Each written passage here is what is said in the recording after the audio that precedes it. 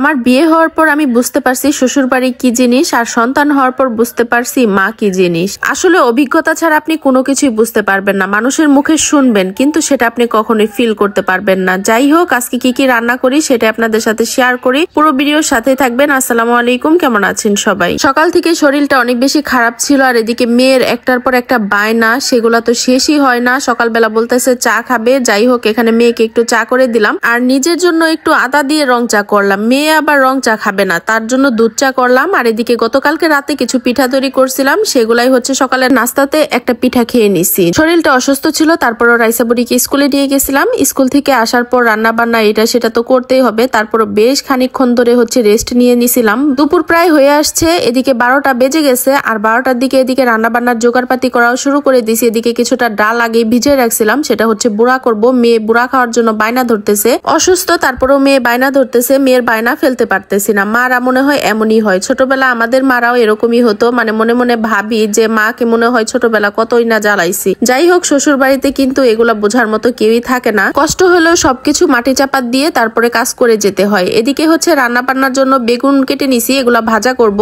আর সিম আলু কেটে নিব, এটা হচ্ছে একটা তরকারি রান্না করব। বটি দিয়ে নিচে বসে সবজি কাটতে ইচ্ছা করতেছিল না, একটু সমস্যার কারণে কাটতেও পারতেছিলাম না, যার জন্য হচ্ছে ছুরি দিয়ে এখানে বসে বসে সবজিটা কেটে নিতেছিলাম, মানে ডাইনিং টেবিলের উপরে। যাই হোক, সবজি কাটতে আমার বরাবরের মতো এমনিতে অনেক বেশি ভালো লাগে, ছোটবেলা থেকে এই কাটাকুটি জিনিসটা আমার কাছে একটু বেশি ভালো লাগে। তো এদিকে হচ্ছে সবকিছু সবজি কেটে বেছে রেডি করে নিছি, আর এদিকে বেগুন কেটে নিছি। বেগুনগুলা ভাজা করার জন্য হলুদ মরিচ নুন দিয়ে ভালো করে মাখিয়ে নিছি, আর এদিকে মাছগুলো ভালো করে হচ্ছে হলুদ মরিচ দিয়ে মাখিয়ে নিলাম। এগুলো একটু ভাজা করব তরকারি রান্না করার জন্য। এখন হচ্ছে আমি রান্না বান্না বসাবো, আর এদিকে মেয়েকে পড়তে বসাইছি। মেয়ে হচ্ছে হোমওয়ার্ক করে নাই, সেগুলো ওকে করাইতেছিলাম, আর আমার উপরে খুব রেগে আছে, কি যেন একটা চাইছিল, আমার এখন মনে পড়তেছে না। তো যাই হোক, সেটা দেই নাই দেখে ও অনেক বেশি রাগ করতেছিল, আর এরই মাঝে কারেন্ট চলে গেছে। শরীর অসুস্থ থাকুক বা ভালো থাকুক, একটা জিনিস সবসময় লক্ষ্য করলে বোঝা যায় যে বাচ্চাদের কখন আপনি এটা বুঝাইতে পারবেন না আমার শরীরটা এখন ভালো নাই, তুমি এখন আমার কাছে কোনো বায়না করো না বা কিছু চেয়েও না, এগুলা কখনোই বোঝানো যায় না। বাচ্চারা এগুলা বুঝেও না, মানে যখন শরীরটা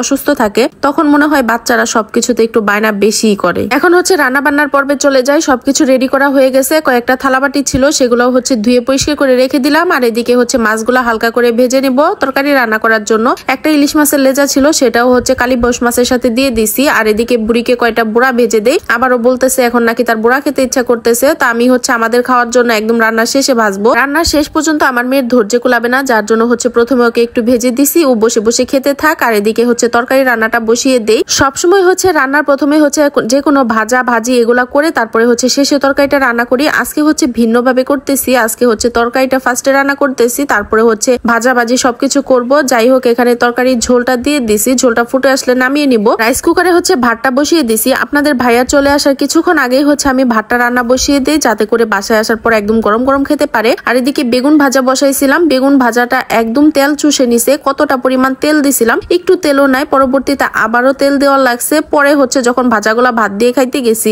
এত পরিমাণ তেল ছিল ভিতরে, খাইতে খুবই বাজে লাগছে। এখন হচ্ছে ডালের বড়াগুলা ভাজবো, যার জন্য সবকিছু দিয়ে এখন মাখিয়ে নিতেছি। কিছুটা পরিমাণ চালের গুঁড়া দিয়ে দিছিলাম, এতে একটু মুচমোচা হবে, আর আগে থেকে মাখায় রাখি না, এতে করে পেঁয়াজগুলা একদম বেশি নরম হয়ে যায়, যার কারণে হচ্ছে এখন হচ্ছে মাখিয়ে নিতেছি ভাজার আগে। এদিকে বেগুনগুলা একটু বেশি পোড়া পোড়া হয়ে গেছিল, বেগুন ভাজাগুলা নামিয়ে নিছি, আর এখন হচ্ছে ওই একই তেলের মাঝে একই কড়াইয়ের মাঝে হচ্ছে একে একে বুড়াগুলা দিয়ে দিলাম, আর অল্প আছে ভালো করে একটু মুচমোচা করে ভেজে নিতেছি, কারণ সবগুলা বুড়া তার ভাত দিয়ে খাওয়া হবে না। আমি হচ্ছে প্রথমেই যেগুলা ভেজে নামাবো, একটা বুড়াও কিন্তু থাকবে না, শেষে হচ্ছে দেখা যাবে কয়েকটা বুড়া শুধু ভাত দিয়ে খাওয়ার জন্য থাকবে। রান্না বান্না শেষ, আর রান্না বান্নাগুলো আপনাদের কাছে কেমন লাগলো অবশ্যই কিন্তু কমেন্ট করে জানাবেন, লাইক কমেন্ট শেয়ার করে দিবেন, পেজটা ফলো দিয়ে দিবেন। আজকের মতো এখানে শেষ করছি, আল্লাহ হাফেজ।